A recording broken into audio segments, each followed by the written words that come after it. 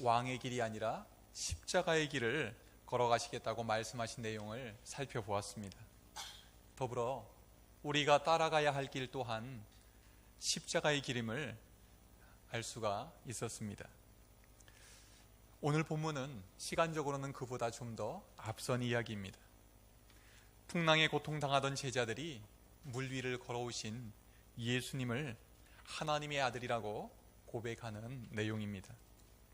이 사건은 예수님이 어떤 분이신가 분명하게 나타내 줍니다. 더불어서 베드로를 통해서 우리들의 믿음의 현주소가 어디인지 또한 상징적으로 보여줍니다. 요즘 우리 한국교회가 험한 풍랑 속에 있는 것 같습니다. 또 우리들의 신앙도 소용돌이 한가운데에 있는 것 같습니다. 이러한 때에 우리 그리스도인들은 어떻게 주님을 믿어야 할까요? 그리고 우리는 무엇에 집중해야 할까요? 오늘 본문 말씀을 통해서 우리가 걸어가야 할 믿음의 길을 함께 살펴보고자 합니다. 첫 번째로 예수님께서 가장 중요하게 붙드셨던 것이 무엇인지 살펴보겠습니다. 우리 23절을 함께 읽겠습니다. 시작. 무리를 보내신 후에 기도하러 따로 산에 올라가시니라. 저물매 거기 혼자 계시더니. 예수님은 오직 기도에 집중하셨습니다. 예수님께서 기도에 집중하기 위해서 먼저 하신 일이 있었습니다. 22절에서 보면 예수님은 즉시 배를 타고 건너편으로 가라고 제자들을 재촉하셨습니다. 여기서 재촉하다라는 말은 억지로 시켰다는 얘기입니다. 제자들은 별로 지금 떠나고 싶지 않은데 예수님이 서둘러 보내셨다는 것입니다. 그리고 예수님은 무리들도 돌려보내셨습니다. 이 무리는 어떤 무리입니까? 예수님께서 오병이어로 배불리 먹이신 사람들입니다. 남자들만 5,000명이라고 하니까 거기에 모여든 남녀노소를 다 모으면 2, 3만 명은 좋게 되었을 것입니다. 예수님께서 기적을 일으켜 그들을 먹이셨을 때 그들은 얼마나 놀랐을까요? 그들의 마음은 얼마나 벅차올랐겠습니까? 드디어 우리가 기다리던 메시아가 오셨다. 이 로마의 압제에서 우리를 해방시킬 그분이 오셨다. 우리의 배고픔까지도 해결해 주실 수 있는 진짜 왕이 오셨다 라고 생각했을 것입니다. 이런 가운데 무리들 가운데에는 어떤 분위기가 형성이 됐을까요? 같은 내용을 다루고 있는 요한복음 6장 15절에 의하면 예수님은 그들이 와서 자기를 억지로 붙들려 임금으로 삼으려는 것을 간파하셨다고 말씀합니다. 이것은 예수님이 원하시는 바가 아니었습니다. 이것은 자신이 걸어가야 할 길이 아니었습니다. 그래서 예수님은 억지로 모임을 해산시킵니다. 제자들은 빨리 바다 건너편으로 건너가라고 보내버리고 예수님은 남아서 무리들을 친히 타일러 다 흩어 보내셨습니다. 그 후에 예수님은 혼자 산으로 올라가셨습니다. 여러분, 성경에서 산은 어떤 곳일까요? 그것은 바로 하나님께 기도하는 곳입니다. 모세는 시내산에 올라가 금식하며 기도했습니다. 그리고 홍해를 건넜을 때에 아말렉과 싸우는 자리에서 모세는 또 산 위에서 기도했습니다. 엘리야는 갈멜산에서 번제단을 쌓아놓고 하나님께 부르짖어 기도했습니다. 성경에서 산은 기도하는 곳, 하나님을 만나는 곳, 하나님께 응답받는 곳이었습니다. 예수님은 사람들을 다 돌려보낸 후에 산으로 올라가셨습니다. 그리고 따로 아버지께 나아가 기도하셨습니다. 그날은 사람들을 너무나도 많이 상대했습니다. 몇만 명이나 되는 사람들을 상대하면서 얼마나 피곤하고 지치셨겠습니까? 그런데 예수님은 이날도 아버지께 기도하러 산으로 올라가셨던 것입니다. 예수님은 왜 그렇게까지 하셔야만 했을까요? 그 이유는 아버지와 단둘이 있고 싶었기 때문입니다. 아버지와 연결되어 있고 싶었기 때문입니다. 하나님 아버지께서 맡겨주신 그 사명을 감당하다가 하나님 아버지로부터 멀어지고 싶지 않아서 하나님 아버지께로 나아갔던 것입니다. 예수님은 죄인들을 구원하기 위해서 그들을 하나님의 자녀 삼기 위해서 아버지께 보내심을 받았습니다. 이것이 예수님의 사명이었습니다. 그러나 사람들에 둘려 있으면 아버지를 잊기가 쉽습니다. 아버지께서 맡겨주신 일에 치이다 보면 아버지와 관계가 소원해질 수가 있는 것입니다.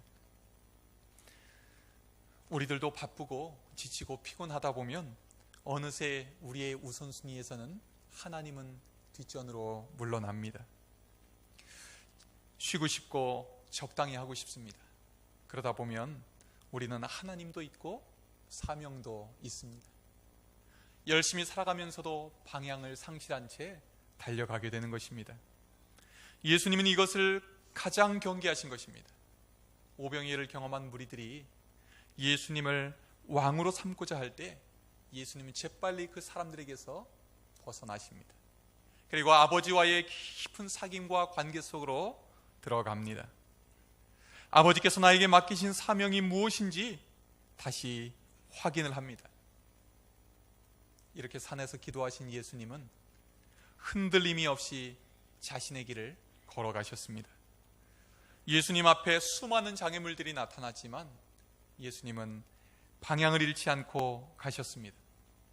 예수님이 걸어가신 길은 이후에 나오는 마치 거친 파도가 앞을 가로막는 항해길과 같았습니다. 이 험한 풍랑이 있는 바다의 모습은 예수님이 걸어가셔야만 할 십자가의 길, 고난의 길, 구원의 길과도 같았습니다. 그러나 예수님은 하나님 아버지께서 정해주신 목적지를 끝까지 걸어가셨습니다. 예수님께서 이 뒤에 행하신 바다 위에서의 기적들은 바로 산 위의 기도에 달려 있었던 것입니다. 하나님 아버지와의 흔들림이 없는 관계, 하나님과의 만남에 든든히 뿌리박고 있었던 것입니다. 여러분, 우리의 삶도 하나님과 단단히 연결되어 있을 때만 우리의 일상이 흔들리지 않음을 믿으시기를 바랍니다. 우리의 기도의 산이 살아있어야 우리는 일상의 풍랑을 헤치고 나갈 수 있습니다. 예수님이 가신 길은 기도의 길이었습니다. 그리고 우리에게 따라오라 하신 길도 기도의 길입니다. 예수님처럼 따로 기도하러 산에 오르지 않으면 인생의 파도에 휩쓸리고 맙니다. 우리는 세상을 이길 힘이 없습니다. 예수님을 믿는 우리도 예수님이 먼저 가신 그 길을 따라 기도하며 삽시다. 예수님처럼 다른 것들 먼저 정리하고서라도 기도 시간만은 꼭 지키면서 삽시다. 이 길만이 우리가 살 길입니다. 매일매일 기도의 산에 올라 하나님 아버지와 깊은 교제를 나누고 우리 주님이 주시는 힘을 얻어 승리하는 삶을 사시길 주님의 이름으로 축원합니다. 두 번째로 바다 위의 제자들과 베드로의 모습을 살펴보겠습니다. 기도에 집중하신 예수님과 달리 제자들은 무엇에 집중했을까요? 그들은 눈앞의 현실에 집중했습니다. 24절 함께 읽겠습니다. 시작. 내가 이미 육지에서 술이나 떠나서 바람이 거스름으로 물결로 말미암아 고난을 당하더라. 아멘. 예수님이 기도하시는 동안 제자들의 배는 이미 육지에서 수리를 떠나왔다라고 기록이 되어 있습니다. 여기서 말하는 수리는 헬라어로 의미를 살펴보면 대략 1km에서 2km 정도 거리가 됩니다. 배는 이미 뒤로 돌이킬 수 없이 많이 갈릴리 호수로 들어와 있습니다.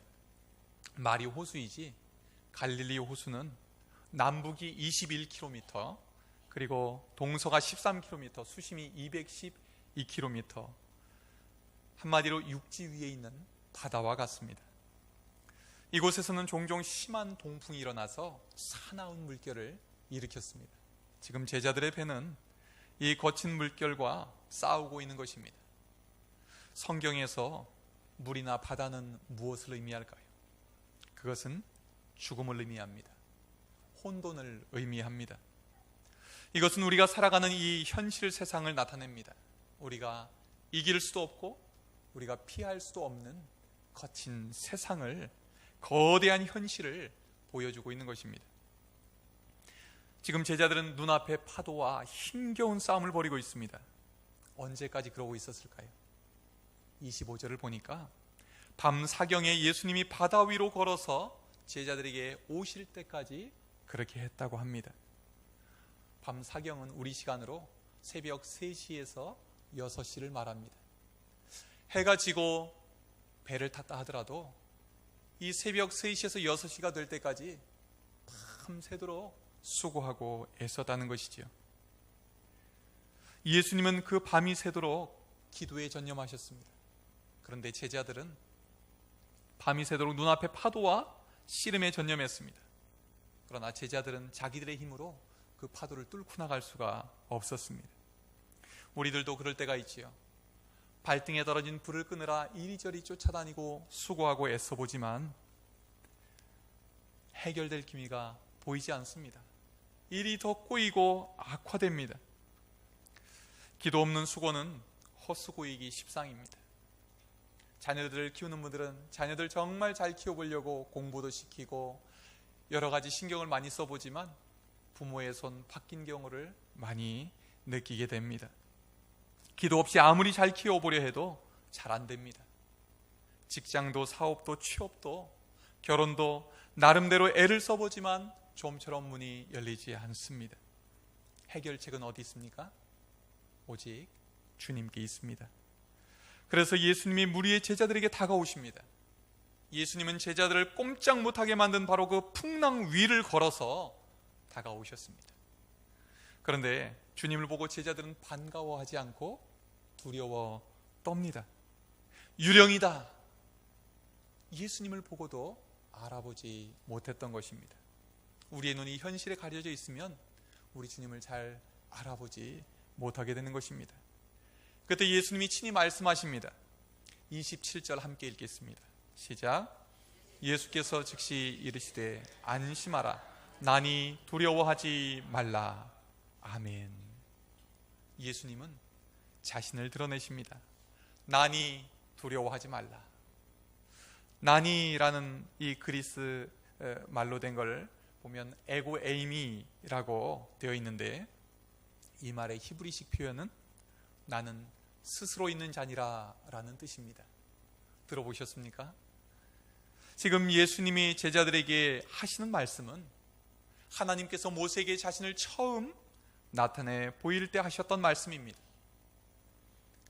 나는 천지의 창조자여 이스라엘을 구원할 전능자 여호와 하나님이다 라고 말씀하실 때 나는 스스로 있는 자니라 말씀하셨습니다. 그리고 하나님은 모세를 통해 홍해의 바닷물을 가르셨습니다.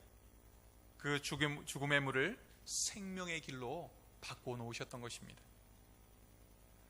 지금 예수님도 죽음의 파도와 싸우고 있는 제자들에게 다가오셨습니다. 이 일을 통해서 예수님은 전능하신 하나님의 아들만이 들려주실 수 있는 말씀을 하셨습니다.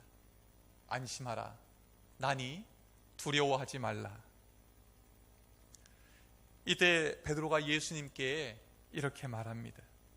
주여 만일 주이시거든 나를 명하사 물 위로 오라 하소서. 베드로는 아직 이분이 정말로 주님이신가 확신까지는 없었던 것 같습니다.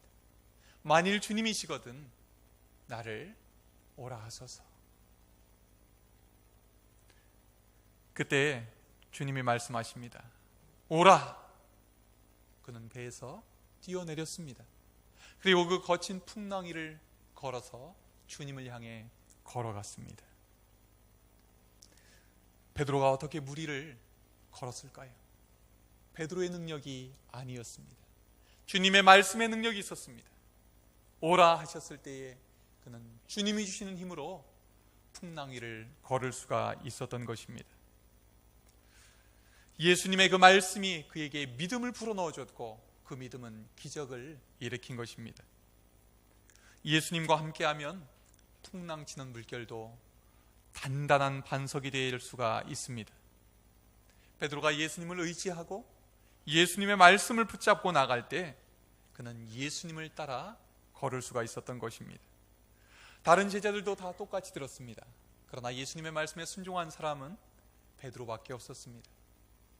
기적은 항상 믿고 순종하는 자에게 일어납니다.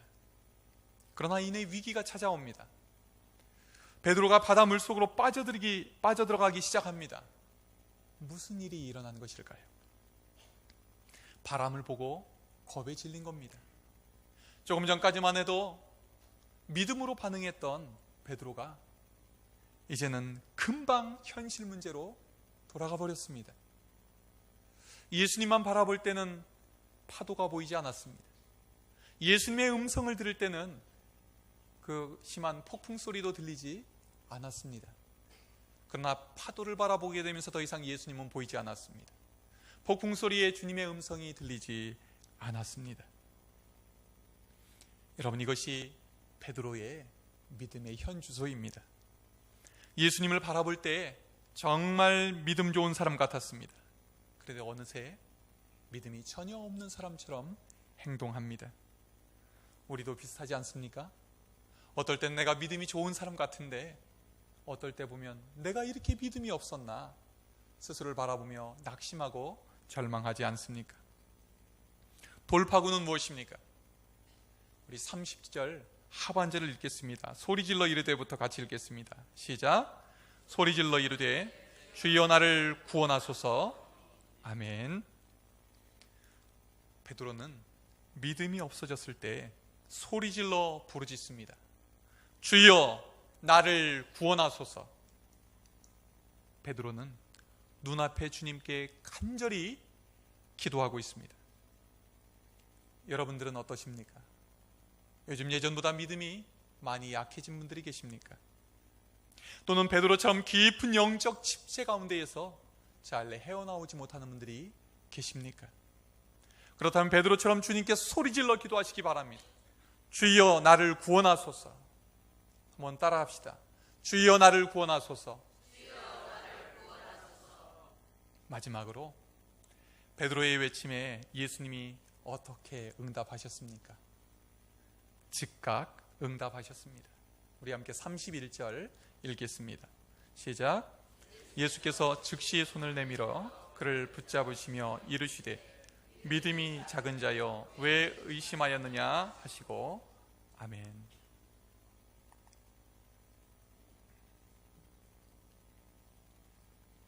베드로는 주님을 바라보고 물 위를 걷다가 결국 실패했습니다.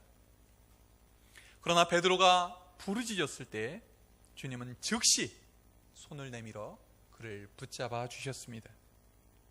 그는 다시 물 위를 걷게 되었습니다.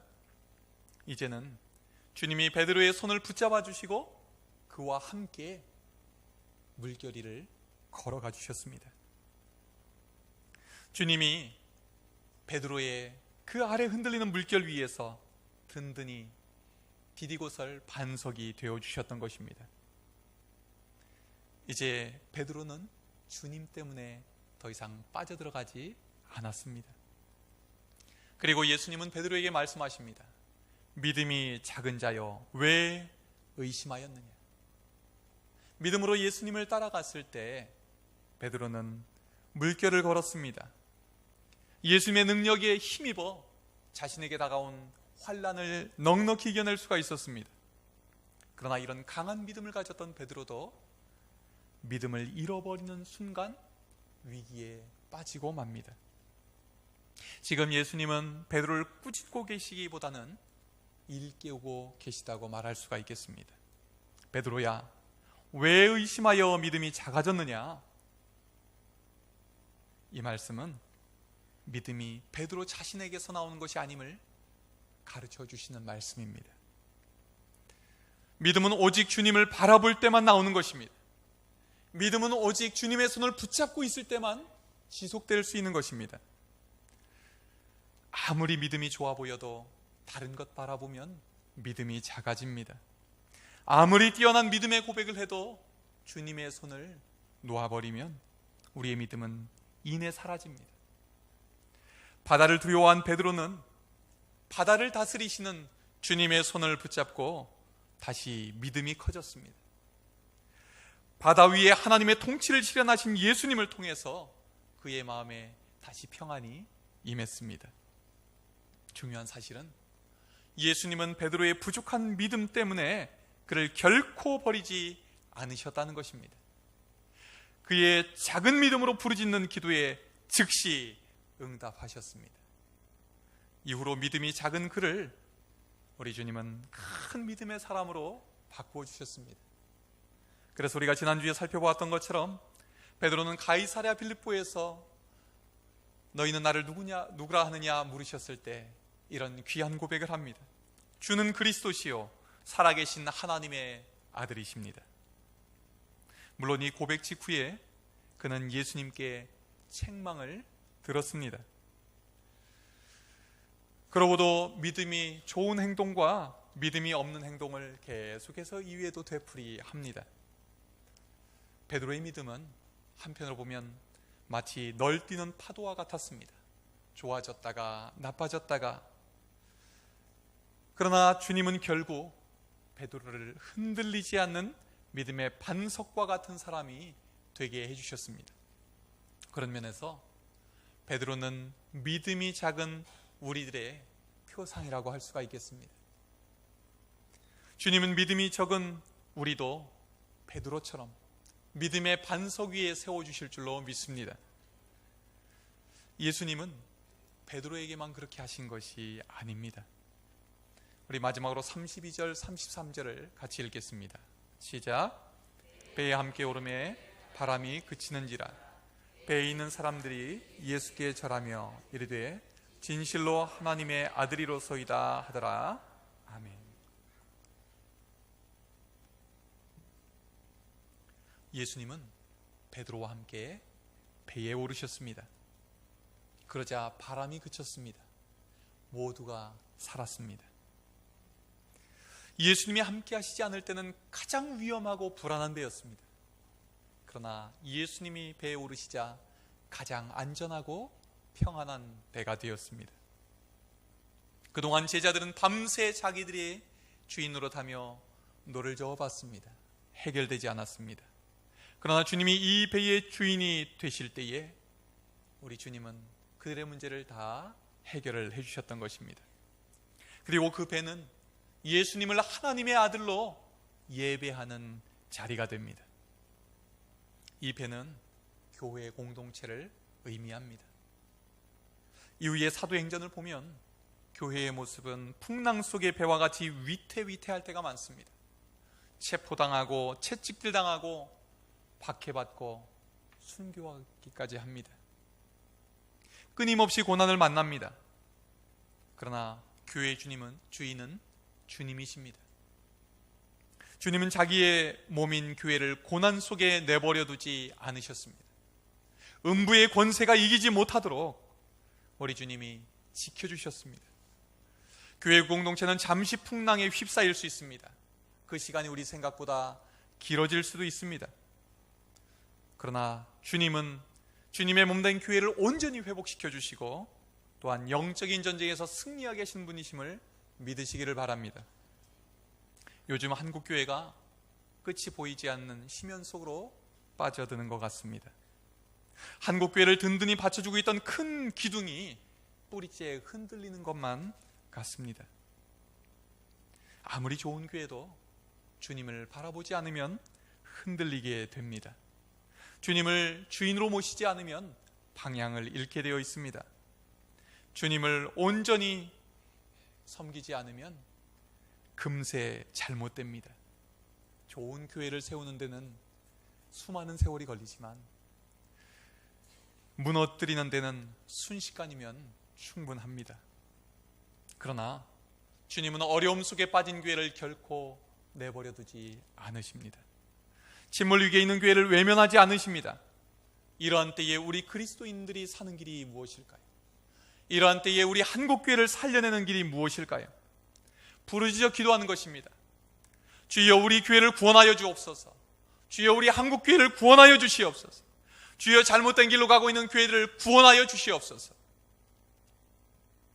그때 주님은 베드로에게 그러셨던 것처럼 즉시 손을 내밀어 구해 주실 줄로 믿습니다. 다시 주님을 바라보고 주님 손 붙잡고 주님과 함께 바른 길 가게 해주실 줄로 믿습니다. 우리의 소망은 우리에게 있지 않습니다. 우리의 소망은 교회에 있지 않습니다.